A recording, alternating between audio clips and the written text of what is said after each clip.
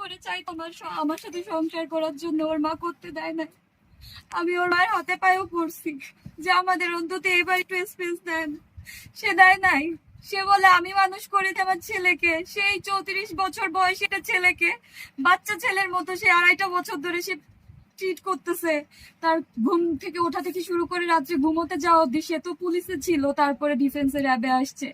যতটুকু টাইম বাসায় থাকতো তাকে আমার সাথে থাকতে দিত না আমার শাশুড়ি। একই ফ্ল্যাটের মধ্যে 2টা মেয়ে থাকতাম, আমি একটা রুমে, আমার শাশুড়ি একটা রুমে। আমার হাজবেন্ড যদি কখনো আমার রুমে আসতো, আমার শাশুড়ি তার রুম থেকে আমার হাজবেন্ডকে ফোন দিয়ে তার কাছে নিয়ে যেত, আমার কাছে সে স্টে করতে দিত না। জাস্ট রাত্রে ঘুমানোর সময়ও ইভেন সে এসে বারবার নক করতো, বারবার আমাদের দরজার সামনে দিয়ে ঘোরাফেরা করতো। আমার হাজবেন্ডকে সে বলতো দরজায় লাগানোর কোনো দরকার নাই, তুই ঘুমাচ্ছিস ঘুমা, দরজা দিবি কেন।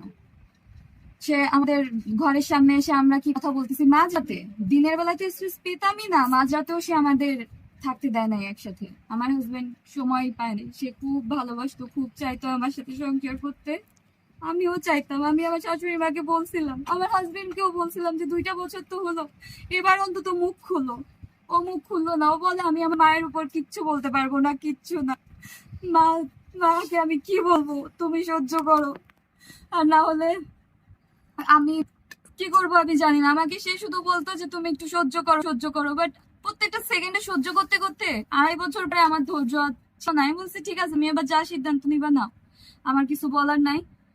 পরে আমি যখন দেখলো তার মায়ের অত্যাচারে আমি মরেই যাচ্ছি, তখন সে আর সেই অত্যাচার সহ্য করতে পারলো না। তার মায়ের উপর অভিমান, আমার উপর অভিমান থেকে তোমাকে তোর মা গায়ে হাত দিত এরকম কিছু বলতেছিল, মানসিক ছিল শাসন। গায়ে হাত দেওয়ার যে বিষয়টা, আমাকে ওর মা প্রায় প্রায় মারধর করতো, ও সেটা ঠেকাতো না। আমার উপরে ওর কোনো অভিমান ছিল না, আমাকে ও প্রত্যেকটা মেসেজ দিয়ে গেছে। আমাকে যে ও টেক্সট করতো হোয়াটসঅ্যাপে, টেক্সট গুলো তো এখনো আছে, সে টেক্সটের মাধ্যমেও সবাই বুঝতে পারবে যে আমার প্রতি ওর কোনো রাগ ছিল না, কোনো অভিমান ছিল না। ও শুধু বলতো ওর মাকে কিছু বলতে পারবে না, ওর মায়ের মাকেও কিচ্ছু বলতে পারবে না, ওর মায়ের অভিমান,